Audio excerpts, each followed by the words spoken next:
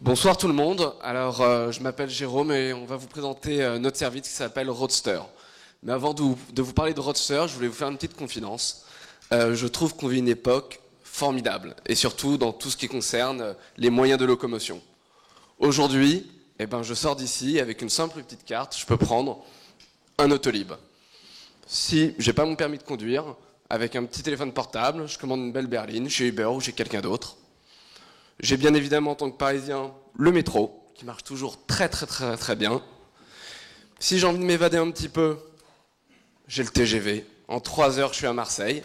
Et si j'ai envie de faire un petit tour en arrivant à Marseille, je vais louer une petite voiture. J'ai le choix, j'ai une Golf, j'ai une Polo, une Golf et une autre Polo. Bref, on vit une époque incroyable. Et on vit une époque où tout devient très pratique, très easy, très smooth. Tout est fonctionnel.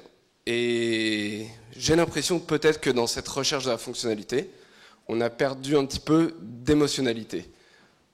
Face à cet écran, avant on avait ça. Les deux ont chacun leur avantage, mais je sais qu'à droite, ça me procure une émotion, et les émotions, c'est quand même la base de ce qui fait l'humain. Donc, à part ma petite Polo, ma petite Golf, peut-être que j'aurais envie de partir en cabriolet avec une copine. Peut-être que j'aurais envie de partir en van avec 2 copines. Ou peut-être que j'aurais envie de partir beaucoup plus loin. Voilà, dans un autre type de véhicule. Bref, chez Roadster, on pense que le voyage est bien plus important, ou au moins aussi important que la destination. Et je vais passer la parole à Thomas qui va vous expliquer un petit peu plus ce qu'est Roadster. Bonsoir à tous. Donc Roadster, c'est quoi? Suite à cette petite intro, c'est tout simplement un service de location de voitures vintage entre particuliers. Pourquoi est-ce qu'on pense que la voiture vintage, ça va nous permettre un retour à l'émotion? Parce qu'une voiture vintage, c'est quelque chose qui est unique, c'est quelque chose qui a une histoire. Et chaque voiture qui va être proposée sur Roadster, ça va vous procurer une émotion différente et ça va vous permettre de voyager différemment. On s'oppose totalement à cette Golf qui est la même que la 208 ou qu'une autre voiture qu'on va louer. On a vraiment une voiture qui a une histoire. Et donc notre produit est assez simple, c'est une marketplace qui permet de mettre en relation des propriétaires qui souhaitent louer leur voiture à des potentiels locataires qui souhaitent s'évader au volant d'une voiture vintage. Donc ça se présente sous cette forme, c'est un peu le Airbnb de la voiture de collection. Et donc la web app permet de trouver une voiture près de chez soi ou près de là où on veut aller. Je peux chercher une voiture près de Paris, par exemple, si je veux aller en Normandie ce week-end. Je vais pouvoir contacter le propriétaire, me mettre en relation avec lui, lui expliquer ma passion que j'ai pour une 2 chevaux, pour une Mercedes ou pour un autre modèle, ou tout simplement l'usage que j'ai envie d'en faire. Je vais pouvoir payer en ligne, etc., etc. Tout ça, ce sont les fonctionnalités classiques d'une marketplace. Mais au-delà de ça, on voulait vous parler d'un point qui nous paraît important sur le produit, qui est toutes les voitures que vous voyez ici. Et il y a une question qui revient souvent quand on présente notre service, c'est comment ces propriétaires acceptent de mettre leur voiture à la location. Et je vous invite à faire un exercice assez simple, c'est de se projeter dans la peau du propriétaire de la petite MG jaune qu'on voit en bas à droite. Le propriétaire de cette MG, il a cette voiture, il paye 200 € par mois de parking, il paye 2000 € d'entretien par an, et il s'en sert 3-4 fois par an. Donc cette personne veut louer sa voiture. Après, elle ne veut pas la louer à n'importe qui. C'est une voiture qui pour lui est spéciale, il veut la louer à des gens qui sont spéciaux. Et c'est là où Roadster répond à son besoin, c'est que nous on va s'adresser à des passionnés de voitures, à des passionnés de voitures de collection, à des passionnés de belles choses. Et il sait qu'en louant sa voiture sur Roadster, il va toucher ces gens-là et louer sa voiture à quelqu'un pour qui ça va avoir une importance et qui va pas seulement prendre l'objet comme quelque chose de purement fonctionnel, et tout simplement qui va faire attention à cet objet. Tout ça est rendu possible via un autre point du produit dont on voulait vous parler, qui est l'assurance. Donc on a une assurance tout risque Allianz qui permet de garantir chacune des locations, qui est spécifiquement pensée pour les voitures de collection, et on est seul à avoir ça. Il y a une assistance 0 km avec Mondial Assistance également. Si on s'intéresse au marché de la voiture de collection, que vous ne connaissez peut-être pas, c'est quelque chose qui n'est pas du tout embryonnaire. Il y a plus de 600 000 voitures de collection en France. Et là où c'est intéressant, c'est que c'est quelque chose de très communautaire. Il y a plus de 1000 clubs en France, il y a plus de 150 000 Français qui sont aujourd'hui dans un club de voitures de collection. Et ces gens-là se réunissent quasiment tous les week-ends et dans tous les endroits de la France pour échanger leur passion. Donc on a un terreau qui est hyper intéressant, et nous, notre objectif, ça va être de toucher ces propriétaires, et on projette d'arriver à avoir 2000 voitures sur ces 600 000 sur le site Roadster qui soient disponibles donc partout en France. Si on s'intéresse à là où on en est aujourd'hui, on a lancé le site il y a...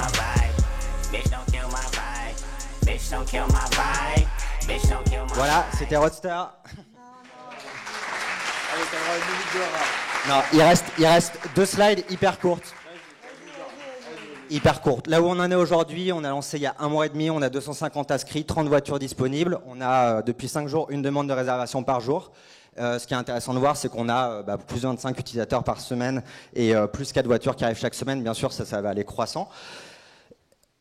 On voulait vous parler de l'équipe. 2 images pour illustrer l'équipe. Vous l'avez devant vous. Donc Jérôme et Thomas, on s'est rencontrés sur les bancs du wagon. C'est là où on a appris à coder. C'est là où on a développé ensemble le produit. Et la deuxième image, c'est le salon Époque Auto. C'est là où on a rencontré les premiers propriétaires qui ont proposé leur voiture. Vous pouvez voir aujourd'hui sur le site.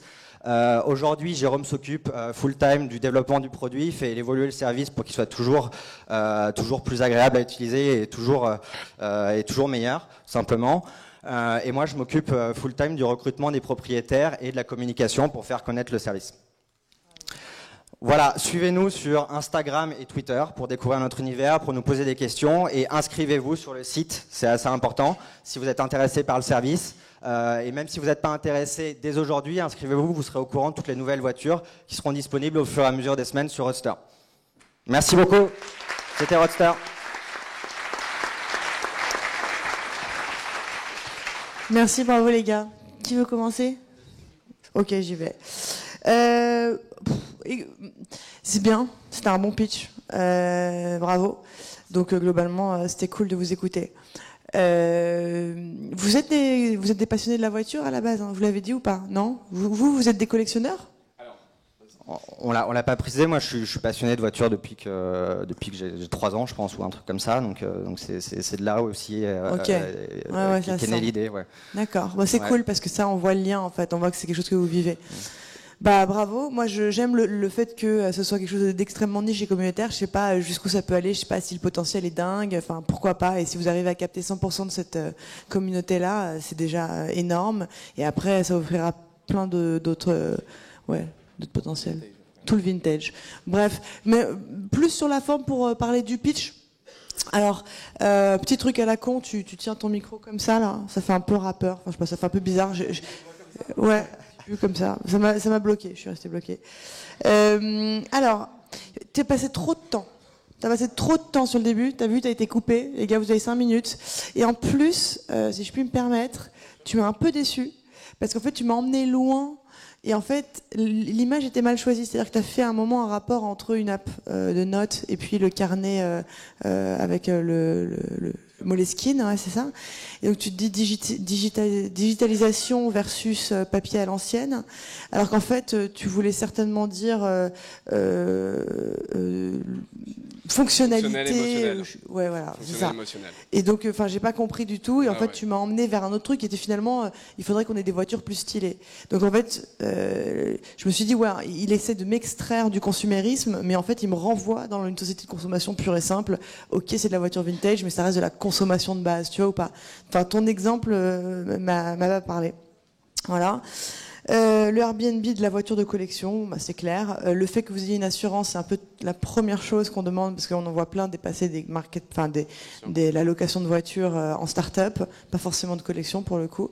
Mais effectivement, le coût de l'assurance, c'est un peu le nerf de la guerre. Donc vous l'avez, bravo. C'est à peu près tout ce que j'ai à dire. Merci. Ok, moi j'ai adoré le pitch. J'ai trouvé que toi tu commences par une petite confidence, tu mets tout de suite l'émotion et tu mets l'empathie. Et puis en fait il y a une super séparation, une complémentarité, je sais pas comment on peut le dire, entre vous deux. Toi tu pars sur voilà l'expérience, sur toute l'émotion, et puis lui il arrive et claque direct. C'est une marketplace et boum, il remonte tout de suite dans le concret. Alors je sais pas si c'est comme ça que vous partagez les rôles et l'équilibre aussi, mais en tout cas dans le pitch ça rendait plutôt bien.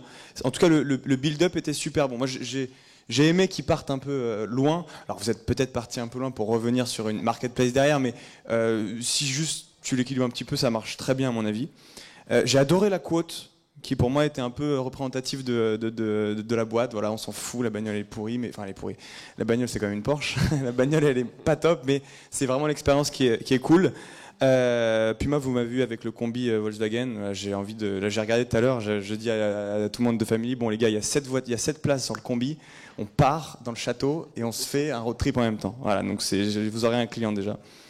Après, moi, j'ai juste une question, mais à chaque fois, pour ces marketplaces un peu économie collaborative, j'ai pas l'impression que les gens qui ont ces voitures de collection, c'est des gens qui aient besoin particulièrement de rentabiliser leur objet. Pas que il faut absolument toujours que les gens soient dans la merde pour qu'ils aient besoin de les mettre sur une marketplace, mais j'ai l'impression que ces mecs-là, ils n'ont pas trop d'intérêt pur et violent à le mettre.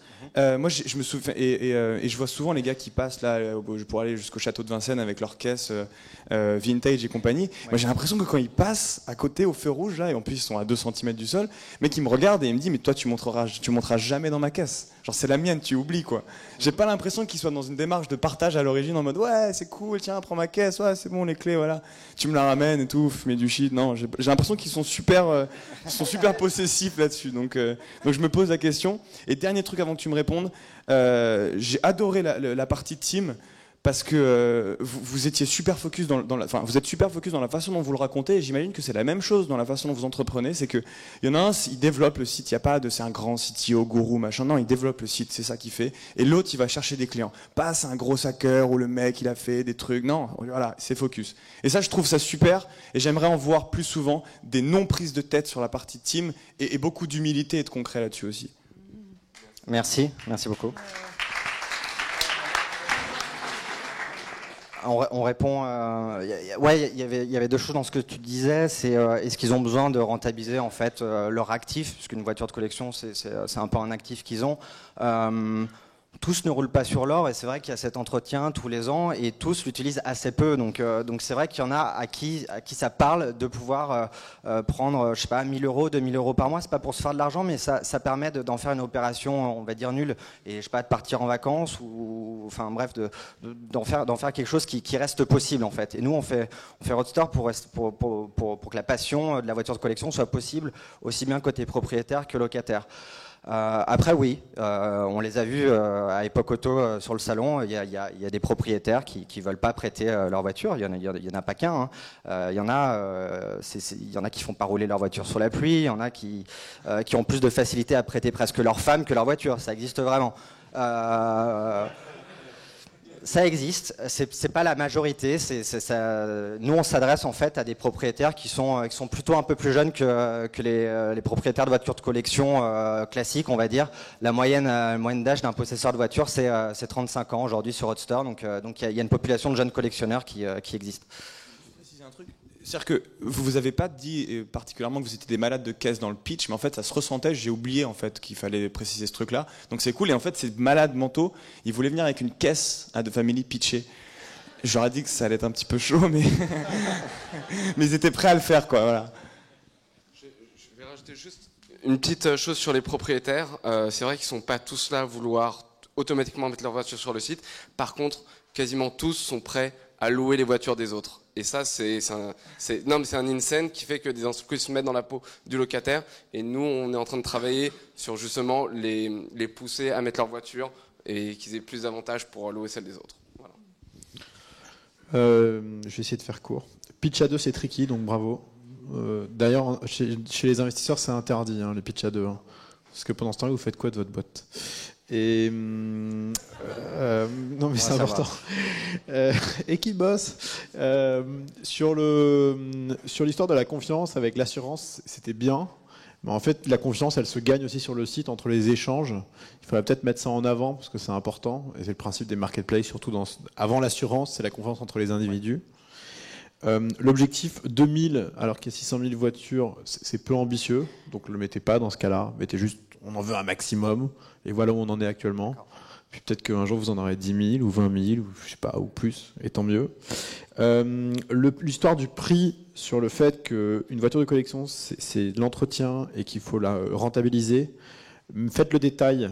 Si vous avez par exemple sur un site comme Toys Club, c'est vous payez 20 000 euros par an et vous avez 30 jours de location des plus belles bagnoles de sport du monde, quoi. Et c'est dingue. Et il vous explique que quand vous avez acheté votre Maserati ou votre Lamborghini, en fait, vous avez été con. Il aurait mieux fallu avoir un abonnement Toys Club. Là, c'est un peu la même chose. C'est pas mal. Alors, vous avez eu des demandes de réservation. Est-ce que vous savez combien de voitures ont été louées et est-ce que vous avez eu des retours de clients? Oui, on a des premiers retours. On a fait 4 locations là depuis le début. On a commencé au mois de novembre. Hein, c'est pas la saison du cabriolet. Les propriétaires, ça se passe très très bien côté propriétaire et aussi côté locataire. Ouais, on est nous-mêmes surpris en fait de la facilité qu'ils ont à échanger entre eux. Allez chercher du feedback et mettez-le. Ça apporte c'est de la social proof. Voilà, et voiture égale voiture. Donc c'est vrai que le coup du Moleskine avec le téléphone, en fait, quand t'as dit polo, je sais pas quoi, polo machin truc, bon, mais en fait, et là t'aurais pu enchaîner direct, quoi. Franchement, moi j'attendais que t'enchaînes. Je me suis dit, tiens, pourquoi est-ce qu'il me fout son putain de Moleskine, je comprends pas. Et le business model? Oui, important. On prend 30% de commission sur chaque location, ce qui inclut le montant de l'assurance. Ouais, c'est bien. Et la preuve du pain aussi. Il faut montrer, c'est bien d'expliquer pourquoi les gens ont envie de louer leur voiture, pourquoi ils sont prêts à le faire, etc., etc. La marketplace, bon là, vous avez dit, tu vois, les gens veulent louer des bagnoles comme ça. Est-ce que les propriétaires sont prêts à les louer? Il faut un peu l'expliquer. Si vous avez 2 minutes, c'est bien. Voilà. Merci beaucoup.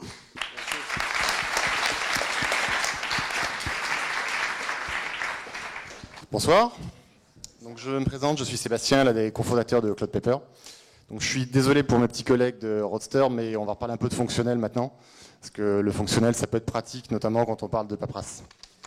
Alors, moi je suis entrepreneur depuis bientôt 10 ans, et un des trucs qui m'énerve le plus en tant qu'entrepreneur, c'est de gérer la paperasse. Et il faut savoir qu'en France, on est quand même assez fort pour la paperasse. D'ailleurs, je crois qu'on est le seul pays au monde à avoir inventé une maladie spéciale pour ça, la phobie administrative. Alors, avec Vincent, mon cofondateur, ça fait un petit moment qu'on se connaît, on travaille ensemble, on est tous les deux un petit peu, entre guillemets, obsédés des outils de productivité, on teste pas mal de choses. Et il y a un truc qu'on n'a pas réussi à résoudre, c'est comment on gère toute cette paperasse administrative qui nous arrive. Donc du coup, on s'est dit, s'il n'y a pas de bonne solution, pourquoi ne pas créer la nôtre? Donc on a une équipe qui est à peu près complémentaire. Vincent a une bonne expérience dans la construction de plateformes, comme il l'a fait pour le lancement d'Autolib. Moi, j'ai une précédente expérience d'entrepreneur, surtout sur les marchés B2B. Donc, on s'est dit que c'était une bonne idée. Alors, de quoi on parle exactement quand on parle de paperasse administrative? On parle de tous ces documents papier, ces PDF, ces emails qu'on reçoit par tous les canaux. On a des factures, des devis, des bons de commande, des relevés bancaires, etc.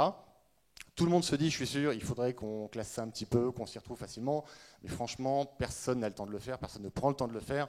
Puis c'est pas le truc le plus fun de la journée à faire, il faut bien le reconnaître, quoi. Donc malheureusement, le problème, c'est qu'au final, souvent, on perd des documents importants. La plupart du temps, on perd du temps à retrouver ces documents. Et puis on perd aussi en efficacité parce qu'on n'a pas forcément la bonne info sous la main, quoi. Alors, Cloud Paper, la réponse au problème, c'est une bannette numérique. Exactement comme une bannette que vous metteriez sur votre bureau. Vous mettez tout ce que vous recevez dedans, et la différence avec une bannette physique, c'est que Cloud Paper s'occupe de tout le reste. Donc on classe tout pour vous de manière automatique. Alors on va faire une petite démo avec un exemple concret. Donc ce midi, j'ai déjeuné dans un restaurant japonais, donc j'ai un reçu pour mes frais dont je vais avoir besoin. Donc je prends ça tout de suite en photo avec mon smartphone pour ne pas l'oublier, je l'envoie sur Cloud Paper. L'application va analyser automatiquement mon document et va me le catégoriser avec des mots-clés.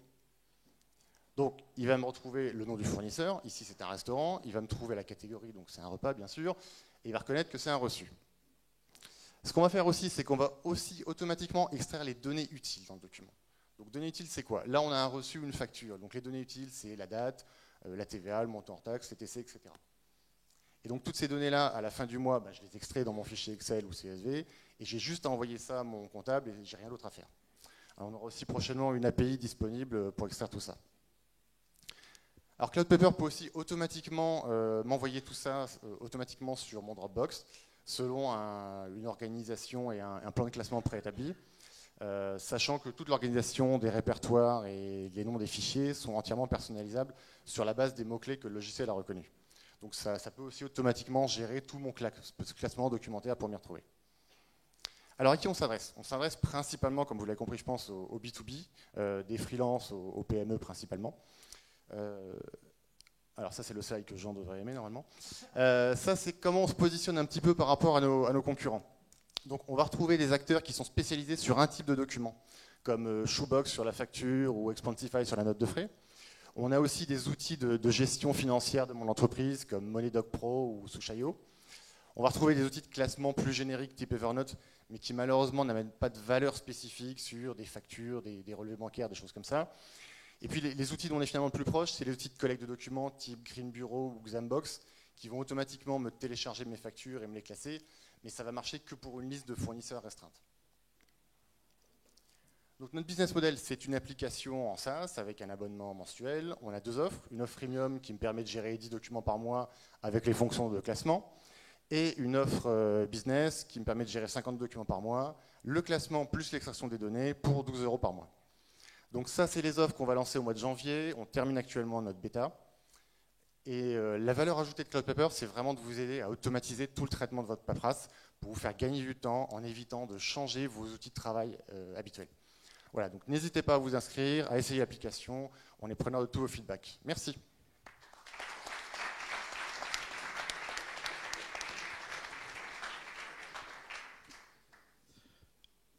Merci.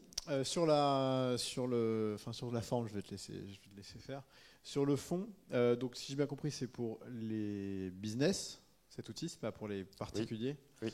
Et comme c'est pas sexy, franchement c'est chiant. Déjà les papiers c'est chiant. Enfin, tu l'as dit, tout ça c'est très très ennuyant.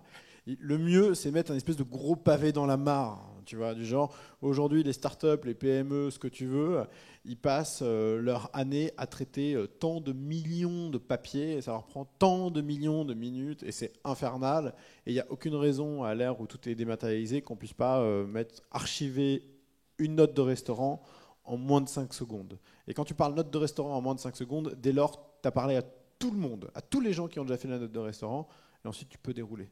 Et c'est beaucoup plus simple. Donc il faut le rendre vraiment obvious et énorme dès le début. Et j'ai une deuxième remarque évidemment sur le marché, tu l'as compris. Tu t'es mis au centre. En plus tu le savais, hein, tu l'as cherché. Donc je le répète, quand on fait une slide marché, on fonctionne de manière écosystémique. Donc tu dis quoi? Il y a les notes de frais. Il y a les notes de frais, on va le remettre. Ouais. Voilà. Donc il y a les notes de frais, les factures. Ouais. C'est quoi collecte de documents? C'est la collecte de factures sur toutes les extranets de fournisseurs, etc. Ok, donc en fait il y a les notes de frais, il y a les factures papier, il y a les emails, et donc tu peux mettre les trois et tu dis comment est-ce qu'on traite les trois, et tu peux te mettre dans les trois et c'est beaucoup plus simple. Voilà. Et pour le reste, je vais laisser la parole à Alice. Merci. Le pitch était clair. Straight to the point. Quand t'es arrivé, tu t'étais pas très cool. Enfin, je me suis dit, oh, le mec pas sympa. Mais tout simplement, alors qu'après, en fait, non. Parce que t'avais les bras croisés. Et que t'as dit, alors les petits jeunes avant, enfin, t'as dit un truc du genre, désolé pour mes petits amis, hein, mais moi, je suis dans le fonctionnel. Et t'as dit ça, les bras croisés. Et t'es un peu plus âgé et tu nous parles de la paperasse. Alors attention, tu vois ce que je veux dire? On se dit, ah, le relou. Mais tu ne l'es pas. Ça s'est bien passé ensuite. Parce que tu t'es détendu au fur et à mesure de ton pitch. Les slides, honnêtement, sont pas belles. Alors, je sais que c'est pas un truc sexy, mais il va falloir mettre du swag. Voilà, c'est ça. Faut vraiment swaguiser les slides. Tu parles trop vite, fais attention. Voilà, faut mettre des temps morts. Bannette numérique. Alors, bannette, c'est un mot. Ça rendait beaucoup mieux en anglais. Hein. Yes, mais tu vois, voilà, bannette, même ma grand-mère, je pense elle s'en souvient plus de ce mot, tu vois. C'est la bannette, c'est le truc que tu as sur ton bureau, là, que tu fais comme ça. Ouais, et ça, c'est fini, ça n'évoque rien. Donc je pense qu'il faut, et puis même, ça fait vraiment un old school, je trouve, dans l'approche. Alors, de tout le pitch, en fait, c'est seulement à la fin que j'ai compris que tu n'étais que sur les factures. Au départ, il a demandé particulier ou business, et ensuite paperasse ou facture. Dis-le dès le départ. Et en fait, ce problème-là que tu évoques, c'est un problème qui touche tout le monde. Et vraiment là, pour le coup, merci, parce que si ton truc il existe, nous on a une caisse là-haut. D'ailleurs, Darwin, je sais pas où est-ce qu'il est, mais on en parlait tout à l'heure. On est en train de pleurer. On est en réunion, mais là on en sort, quoi. Où il y a tout 2014. d'accord, toutes les notes de frais, tout 2014 de toute la boîte et tout le monde en fait. Et on est en Elle train m'intéresse votre caisse. Hein. Voilà, c'est un énorme truc et on est en train de je lui ai demandé de faire une liste de tous les services qui existaient. Et on va être obligé d'envoyer le truc au Bangladesh pour que le mec il se scanne tout, pour que ensuite ça rentre, machin. Voilà. Moi, là, je trouve ça génial. J'y crois pas, en fait. J'aurais voulu voir une démo parce que j'en ai utilisé plein des services comme ça. Bon, ça c'est une première chose. J'espère. Hein. Et la deuxième chose, donc tu vois, pour un pitch, pour qu'on te croie comme ça, en fait, il faut qu'on voit que ce soit flawless dans l'usage, qu'il y a vraiment une intelligence, tu vois, de reconnaissance de machin. Et en fait, le geste. Alors ça, je sais pas si ça va être une barrière. Hein, tu vas le tester. Hein.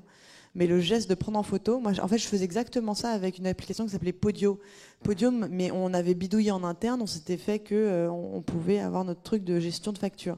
Donc, je devais prendre en photo à chaque fois, à chaque fin de repas. Je l'ai jamais fait, ça m'a saoulé.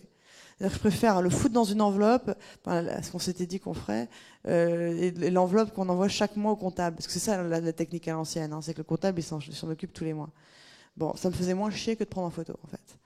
Donc, je sais pas, si tu arrives à faire changer l'usage. Ouais, donc le pain, c'est pas la numérisation, c'est le traitement.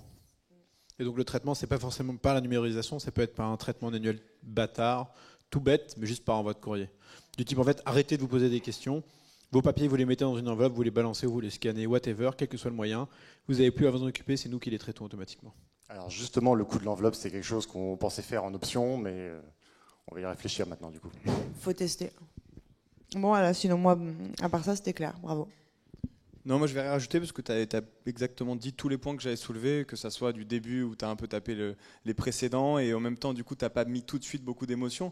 Mais en même temps, le sujet, c'est pas la grande émotion dès le départ. Et j'ai compris aussi à la fin, vraiment, parce que ta proposition de valeur unique, tu l'as vraiment dit en phrase de fin. Et là, on fait ah ouais, ok, d'accord. Genre, ça resitue, surtout pour des gens comme moi qui sont agoraphobes, là, non, comment t'as dit ? Phobique administrative. Voilà, phobie administrative. Surtout pour des gens comme moi qui le sont. Si tu me mets pas tout de suite le point où ça fait mal vraiment, comme de toute façon je suis en galère avec ça, je comprends pas vraiment ton pitch. Donc peut-être ce truc-là. Et puis évidemment, puisque c'est des gens qui sont un peu digital sensibles, auxquels tu t'adresses, la banette, ouais, moi, alors la banette, mais rien. Tu as dit banette, pour moi, on se lève tous pour banette, quoi. Il n'y a pas autre chose. Le reste, ça n'existe pas. Tu as mis une photo derrière, je me suis dit, ouais, c'est un truc où tu sors un tiroir, tu ranges tes trucs et tu le refermes et tu oublies jusqu'à toute ta vie. Voilà, donc autrement, super focus. On sent que tu es un mec qui va tacler ce problème-là. Je préfère te voir toi pitcher ce projet-là que ceux d'avant, et ça tombe bien parce que vous avez respecté la nature.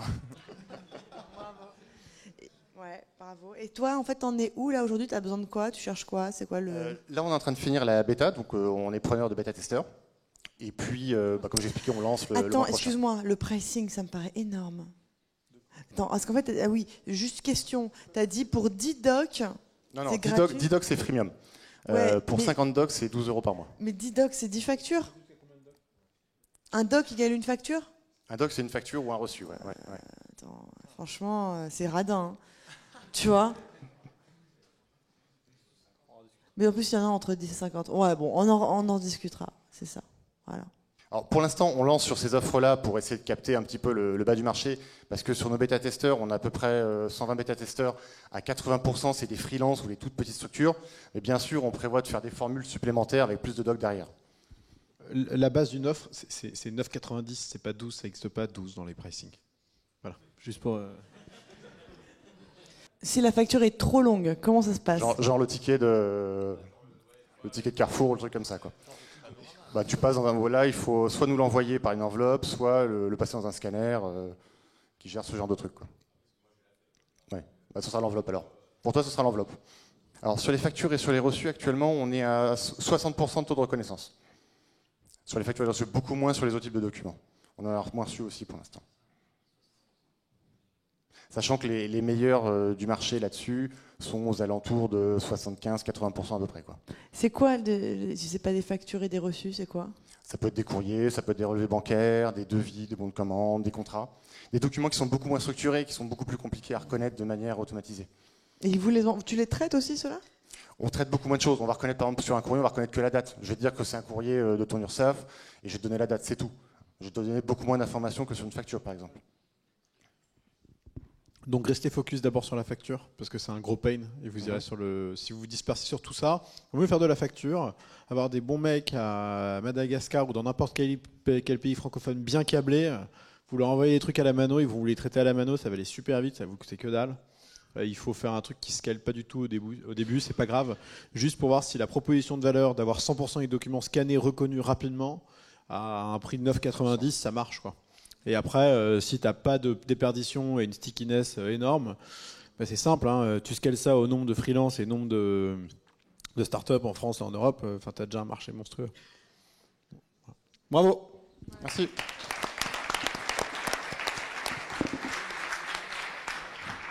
Bonsoir. Bonsoir à tous. Alors, je m'appelle Olivier et ce soir, je vais vous parler de Goutte, qui est une application faite pour trouver le vin que vous aimez. Alors, je vais commencer avec une vilaine statistique. La France a beau être le plus gros ou un des plus gros producteurs de vin au monde, on est quand même plus de 2/3 à globalement ne rien connaître et à pas savoir comment choisir un vin. Alors, il y a une raison à ça qui est relativement simple, c'est que le vin, c'est super complexe et que globalement, on se retrouve toutes les semaines chez des amis, en famille ou au resto, à déguster un vin qu'on trouve vraiment trop cool, mais malheureusement qu'on a beaucoup de mal à retenir et encore moins à pouvoir acheter parce qu'on ne sait pas globalement où l'acheter. Alors au resto, on peut repartir avec la bouteille sous le bras, mais économiquement, ce n'est pas forcément des plus pertinents.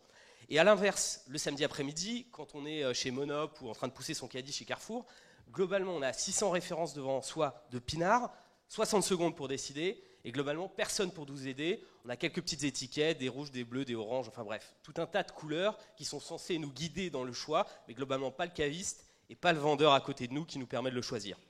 Ce qui fait qu'on est complètement perdu et on choisit un petit peu au hasard en fonction de son budget.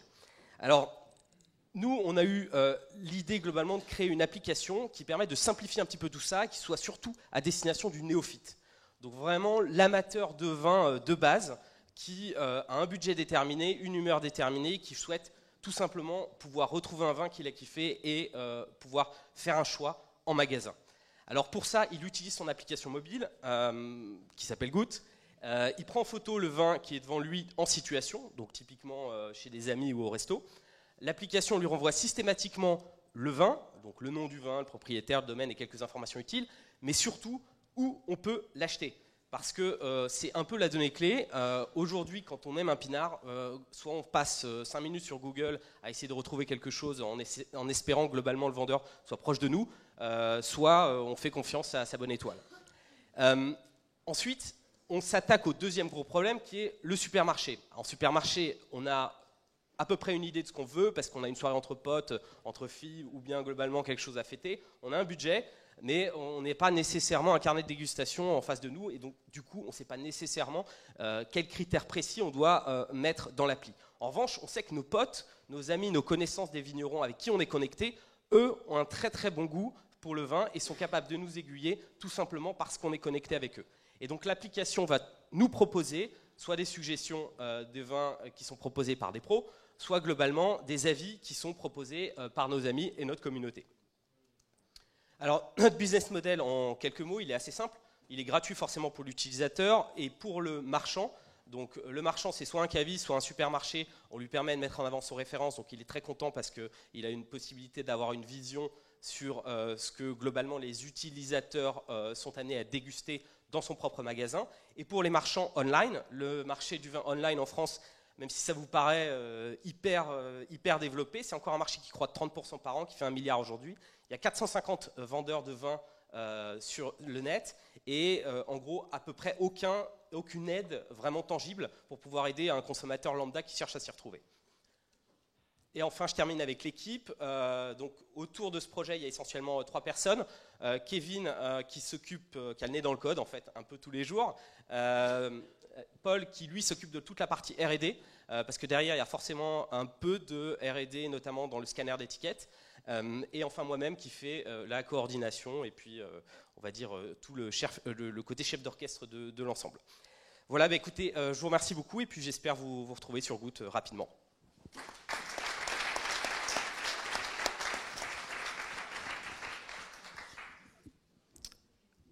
Bon, ça va pas être cool. Tu sais ce que c'est la goutte? C'est une maladie. Et le meilleur moyen d'arrêter d'avoir la goutte, c'est d'arrêter l'alcool, quoi. Et ça s'attrape notamment par là. Donc c'est chaud. Ouais. Franchement, c'est chaud. Mais en fait, si tu veux, pour couper court à tout ça, déjà, en fait, tu as pas mal que ce soit d'applis, de sites qui reprennent le terme vin à mort, en fait. Et c'est pas un facteur qui est très différenciant. Et, ouais, bon, enfin, faut pas déconner. Oui, non, tu mais vas toi, pas l'appeler, tu l'appelles pas ulcère ton appli. Non, mais d'accord, mais toi, tu penses à ce côté négatif, qui effectivement, qui est tout à fait juste dans la maladie, mais tu as aussi tout un tas de connotations qui sont assez positives dans le choix, en fait, dans le fait de goûter, dans le fait de déguster. Donc, bon, écoute, enfin, Mike Toussaint, okay. ça m'a sauté aux yeux. Par rapport à Vivino. Alors Vivino, c'est un super catalogue d'étiquettes, mais il n'y a aucune. En fait, ils ont une très belle approche qui est complètement horizontale dans la croissance et dans leur développement. Ouais. Donc la plus grande communauté, le Facebook du vin. Goutte, c'est une approche où on va plus être une sorte de caviste dans la poche ou de concierge. Tu sais qu'ils sont connectés à tous les Monop et tous les Franprix. Non, en fait, dans les faits, je t'invite à faire le test. Ouais. Monoprix ne donne pas ses références à Vivino. Et donc, si tu veux, toutes les références qui sont rentrées chez Vivino, ce sont des références qui sont rentrées par les utilisateurs, parce que derrière, il y a Foursquare. Et les références, donc, du coup, ne sont pas pertinentes. Tu regarderas en sortant ou en regardant sur ton appli, tu verras que tu as des Pomerol 75 qui sont chez Monop, en théorie, au coin de la rue.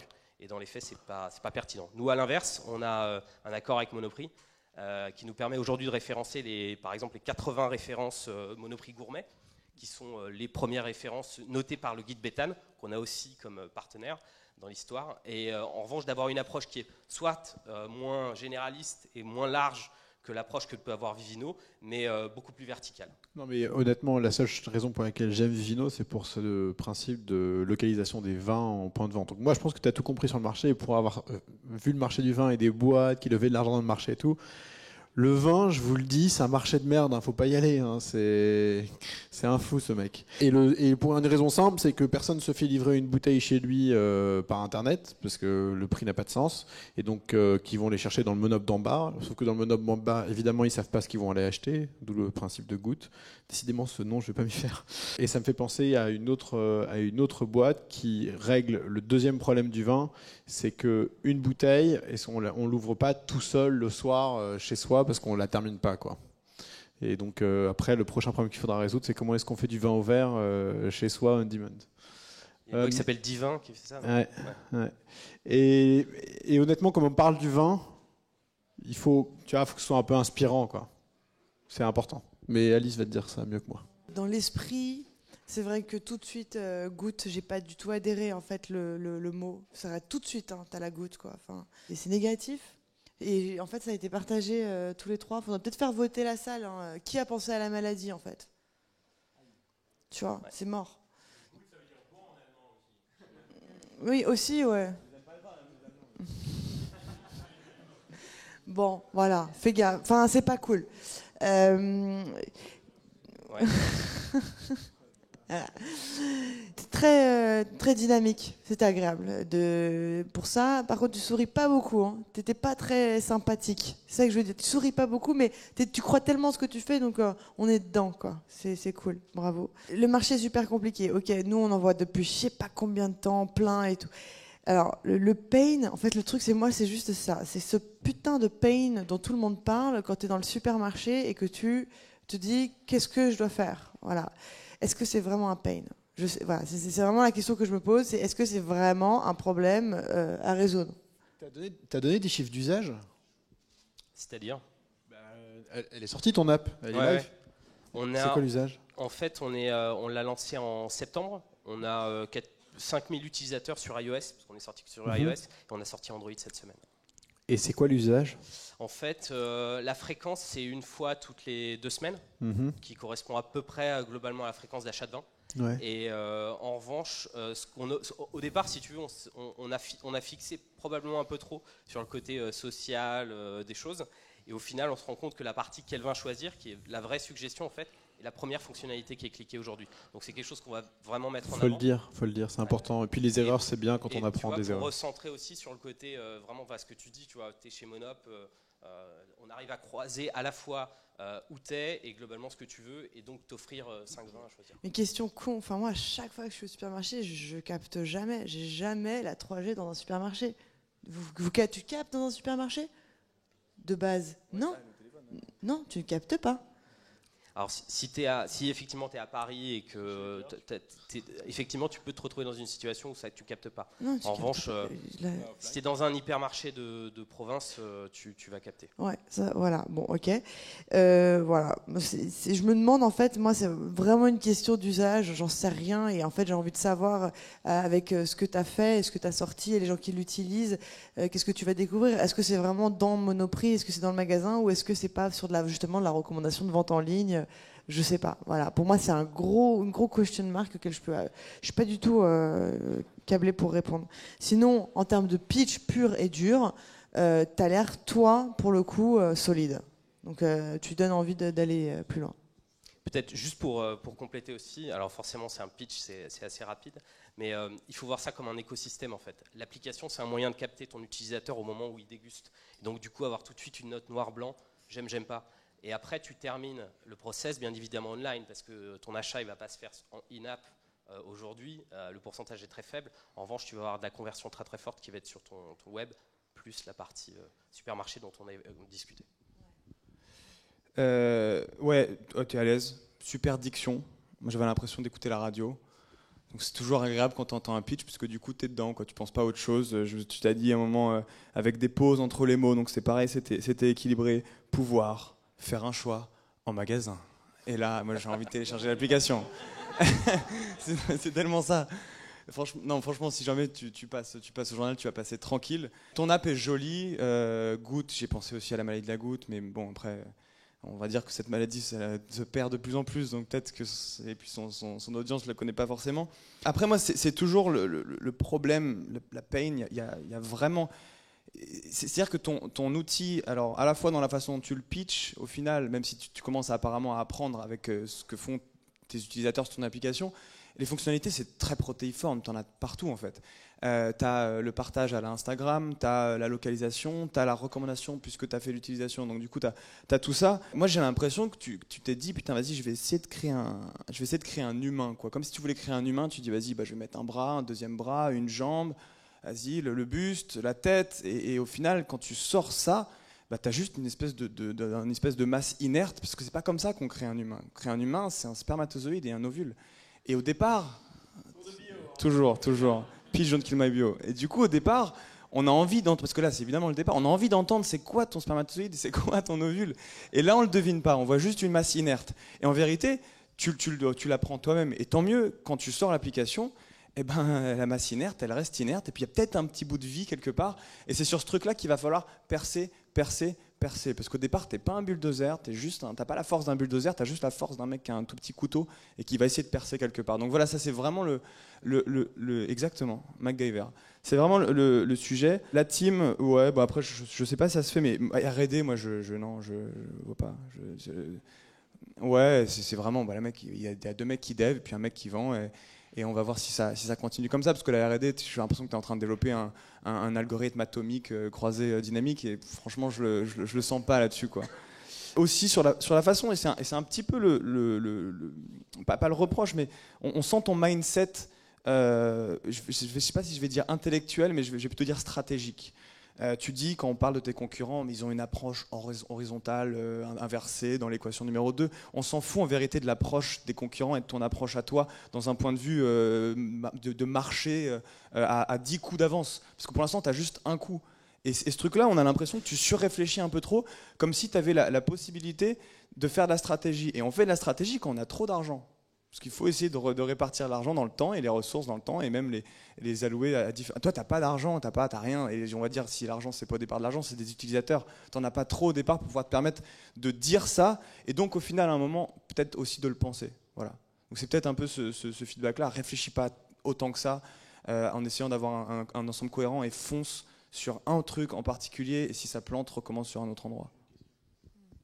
Qui ici est allé au Monoprix ou n'importe où dans un supermarché les 2 derniers mois et a regardé pour une bouteille de vin? Ok. Qui aurait utilisé l'application Goutte? Wow, ça va, c'est pas trop mal. Bravo.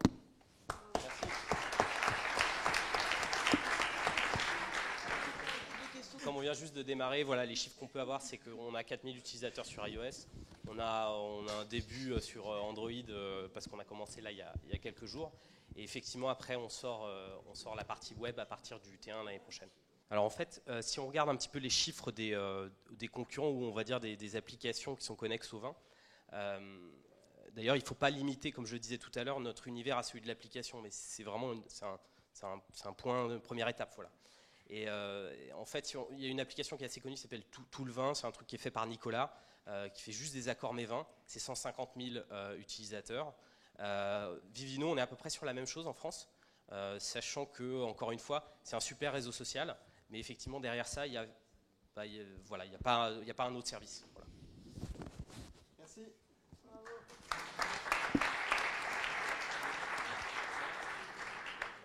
Bonsoir. Bonsoir à tous. Donc, je m'appelle Maxime, je suis un des cofondateurs de Picly et je viens vous la présenter ce soir. Donc Picly, c'est une application mobile qui permet de partager ses émotions en images. Donc le but, c'est de permettre à l'utilisateur de répondre à une photo, soit en la customisant, soit en y répondant par une autre image. Donc l'idée derrière Picly, elle est assez simple, c'est vraiment de proposer un panel différent et élargir le panel des possibles quant à la réaction sur une image. Donc aujourd'hui, si on prend les plateformes telles que Facebook ou Instagram, globalement vous avez deux possibilités. La première possibilité, c'est le like, et la deuxième possibilité, c'est le commentaire. Donc sur le like, on comprend la sensation exprimée, un acquiescement, et le commentaire, elle est un peu plus compliquée puisqu'elle devient textuelle. Donc nous, ce qu'on veut faire avec Picly, c'est justement proposer de réagir et de vraiment permettre à l'utilisateur de sentir et de faire ressentir surtout ce que l'image va lui connoter. Donc on va faire une petite simulation. Donc par exemple ce soir, si j'ouvre Picly, je tombe sur ma homepage et donc j'ai un flux d'images de mes amis. Donc on voit que mon ami Marion est en train de boire des bières en Australie au festival de musique, pendant que nous aujourd'hui on a passé une journée à Paris en train de se prendre quelques gouttes sur la figure. Et donc vous avez la possibilité de réagir, donc soit de façon passive en slidant et en allant voir les autres photos de vos amis, soit en regardant les réactions suscitées par cette image, soit en réagissant. Donc nous on va réagir. Donc pour la réaction, donc vous avez différentes formules. La première, c'est l'ajout de bubbles, donc dans lesquelles vous pouvez ajouter du texte, ce qui ressemblerait un petit peu à Bitstrip, où on crée des situations. Vous pouvez ajouter des éléments graphiques, design, et ajouter des stamps, cool, c'est de la balle, enfin bref, plein de petites stamps comme celle-ci. Donc ici, on voit les différentes réactions. Donc on voit Mathilde qui a réagi à la photo de façon sympathique, en mettant juste un draw, en mettant Love You Girls. Ici, une autre façon de réagir, c'est par une autre image, donc des amis qui étaient au même endroit et qui ont pris une photo d'elle. Et on peut également partager des réactions sous forme de GIF. Donc là, forcément, c'est un PDF, donc on ne voit pas le GIF, mais il n'était pas très content justement d'avoir passé sa journée à Paris pendant que ses amis étaient tranquilles à Sydney. Donc voici la formule qu'on propose aux bêta-testeurs aujourd'hui. Donc c'est vraiment une réaction par l'image. Et on compte sur une bêta V2 ajouter le partage groupé, notamment pour cibler certaines réactions et vraiment intensifier les émotions à travers une bande d'amis, un lieu. Et ce lieu, justement, quand on prend l'utilisation d'un lieu à travers les campus ou les lycées, on pense que c'est à travers ces campus qu'on va pouvoir s'implanter sur le marché. Donc utiliser des ambassadeurs qui vont justement utiliser notre appli à travers des BDE, par exemple. Et dans un second temps, on souhaite proposer le partage anonyme, donc encore une fois pour maximiser l'authenticité des réactions. Donc globalement, le marché, on a pris des acteurs qui étaient assez récents. Donc on a des acteurs tels que Witzer ou Secretly qui sont sur de l'anonymat ultra textuel, notamment Secretly, et c'est de l'anonymat très communautaire. Derrière, on a une application assez récente également qui n'est pas sortie en France, je crois, qui s'appelle Rooms, qui est une application créée par Facebook, enfin du moins celle-ci est créée par Facebook, et qui permet de partager groupé. Un peu plus haut, on a des applications qui sont très interactives, notamment Frontback ou Smackback, qui permettent de customiser des photos de façon, cette fois-ci, non anonyme. Et on a volontairement laissé Snapchat, parce qu'aujourd'hui, Snapchat, c'est un acteur majeur sur notre marché, et on va essayer de les titiller sur la prise de de clients. Donc voici l'équipe, donc on est 3. On a Audrey au design, Tiffany au développement et moi-même au business. Donc pour l'instant on est assez autonome en termes de lancement de l'app et on compte pour l'instant rester à 3 dans cette démarche. Voilà, vous pouvez devenir bêta-testeur sur picli.fr et suivre notre actualité sur les réseaux sociaux. Je vous remercie.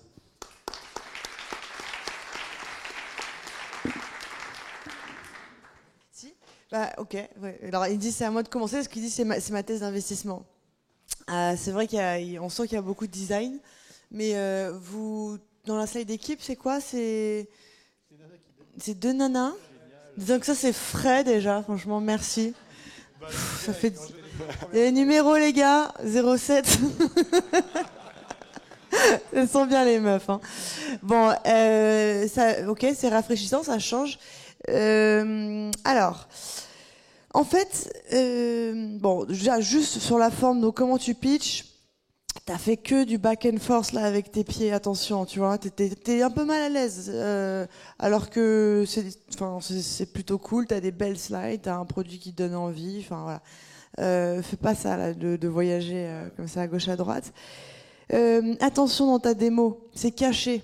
T'as voulu faire une démo où tu montres les copines, elles réagissent à I love you girls. Bon, on voyait pas le I love, enfin tu vois, vous voyez pas le cœur. C'est con mais ça compte. Un GIF, tu me dis pas que c'est un PDF et qu'on peut pas le voir dans n'importe quelle présentation PowerPoint. Si t'es pas capable de mettre un GIF animé, je me dis a priori t'es pas bon en dev, enfin ou même en débrouillardise quoi. Tu me fais une présentation avec un GIF animé, ça passe. Donc là, tu m'as perdu des petits points, tu vois, de confiance. Tu vois ce que je veux dire? Des conneries, hein. C'est des petits détails comme ça. Alors, en fait, maintenant, je parlais plus de la démarche. Au départ, tu dis, je vends la possibilité de réagir à l'image. Voilà, Picli, ça vous permet de réagir à l'image. Ça, c'est très fort, ce que tu proposes. Hein. Quand tu dis réagir à l'image, personne ne le propose. Et effectivement, tu as l'acquiescement passif, tu l'as bien dit, ou tu as la réaction. Ou alors c'est celui qui fait l'image qui est créateur. Mais il n'y a pas celui qui regarde l'image qui peut recréer par-dessus. Ça, c'est une notion qui est vraiment intéressante. Quand tu fais la démo de ce que tu fais, en revanche, j'ai l'impression que tu n'as pas du tout été radical dans tes choix design. C'est-à-dire qu'on arrive sur une photo, je peux réagir, soit je like, donc finalement tu valides Facebook, soit je commente, donc tu revalides Facebook, soit je réagis, soit je regarde les réactions des autres. Trop d'action. Bon, disons, là tu as dit je réagis, si je réagis, soit je mets un chapeau, soit je mets un gobelet, soit je dessine par-dessus, là j'ai 6 cases. Et en fait, si tu veux, ça montre que t'as pas fait de choix radicaux. Ce que propose un Mindy, un Snapchat, c'est une action, un bouton et tu fais. Enfin, tu vois, il n'y a pas plus con que ça, quoi. Le Dub Smash là, c'est ça le truc qui cartonne. Ouais, je veux dire, c'est aussi con que tu te filmes et t'as des citations, quoi. Tu vois ce que je veux dire? Voilà. Donc en fait, il n'y a pas de choix là qui a été fait. Et on sent que l'idée de vouloir faire réagir les autres, enfin moi, en tout cas, franchement, elle me donne envie. Je suis sûre qu'il y a un truc à faire, il faut que vous le découvriez. Et là, en fait, au stade où vous en êtes, parce que c'est une boîte 100% design et donc il va falloir avoir de la traction utilisateur, etc., c'est de montrer que vous êtes la bonne team pour faire ces choix radicaux et pour tester jusqu'à ce que vous trouviez. D'accord ? Et de ne pas se raconter des histoires et de ne pas se faire croire, parce qu'on sait que c'est extrêmement difficile et que les mecs, avant qu'ils trouvent la formule magique pour que ça marche et que les gens soient complètement addicts au truc et que ça ajoute une valeur, une vraie valeur, eh ben, il va falloir être dans du back and forth pour le coup avec la base utilisateur.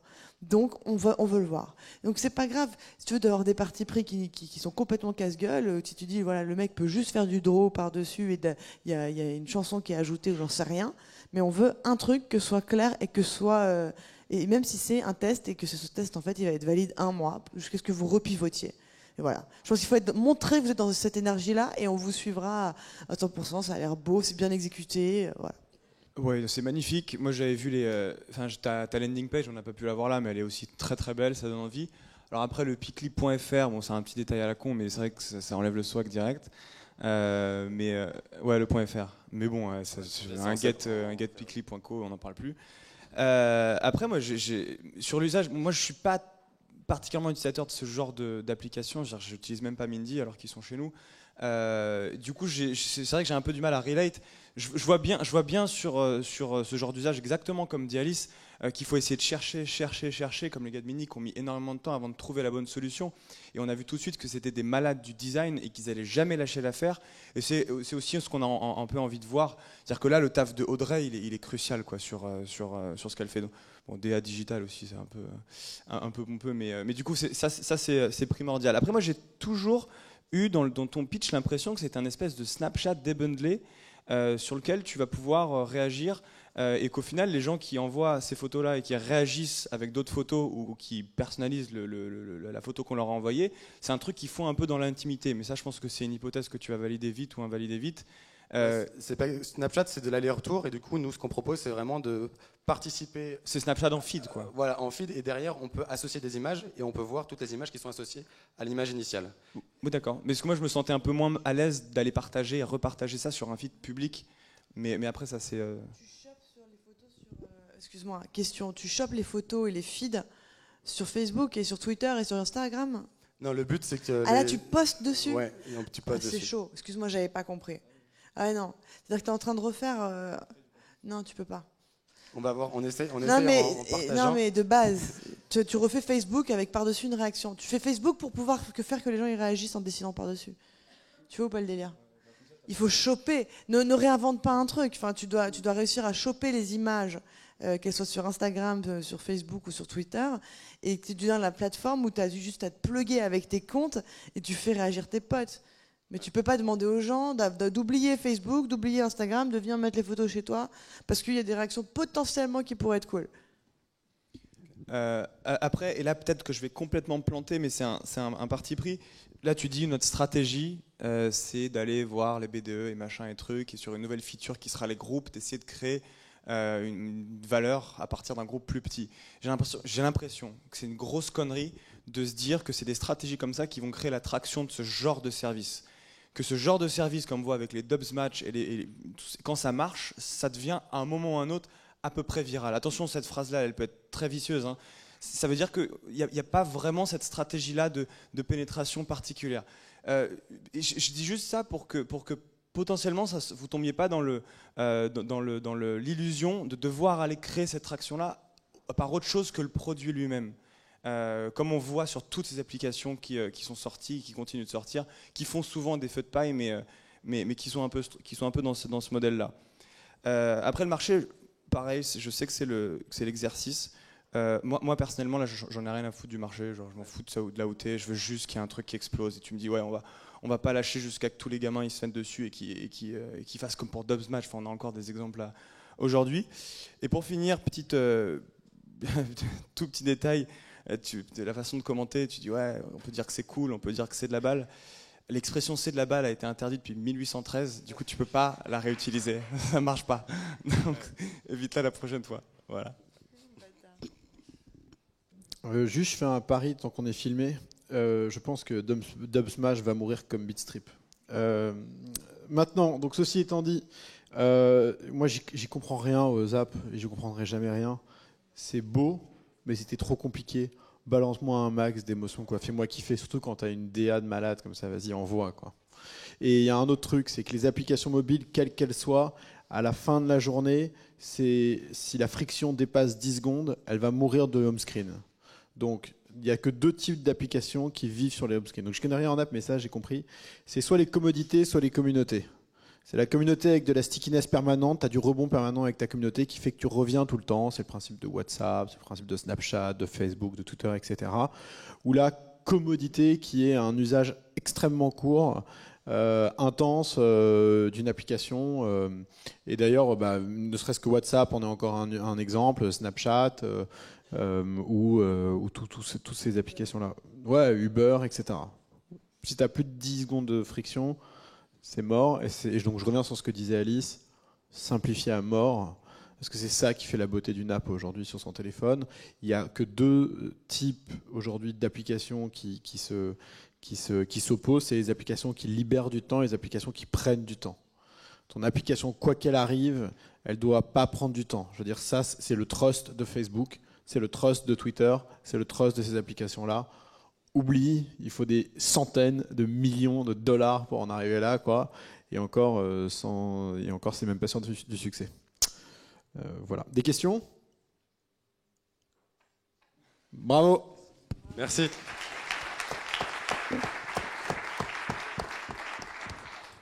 Alors, tous les pitchers viennent sur scène. Applaudimètre, c'est la salle qui va élire. Alors, vous faites du bruit. Vous faites beaucoup de bruit pour celui que vous avez le plus aimé. Vous faites un peu de bruit pour les autres, d'accord? Faut pas être radin non plus. Alors, je vais passer comme ça. Et je fais 1, 2, 3. Quoi qu'il arrive, vous faites du bruit, d'accord?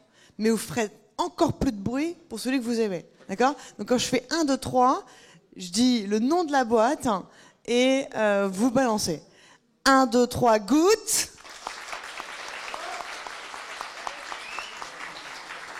Sympathique, mais dans la retenue. 1, 2, 3, Reutzer.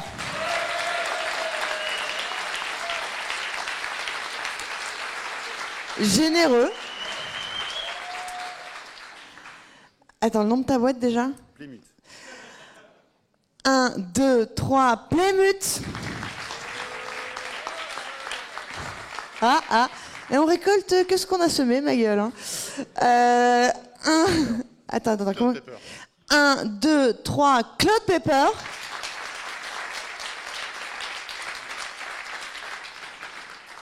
Un, 2, 3, Pickly.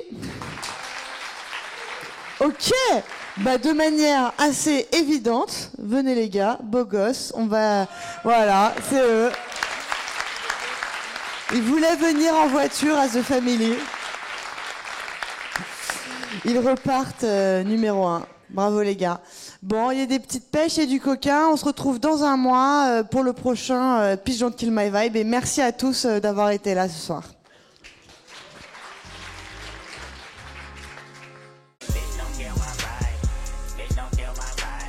Bitch, don't kill my vibe. Bitch, don't kill my vibe.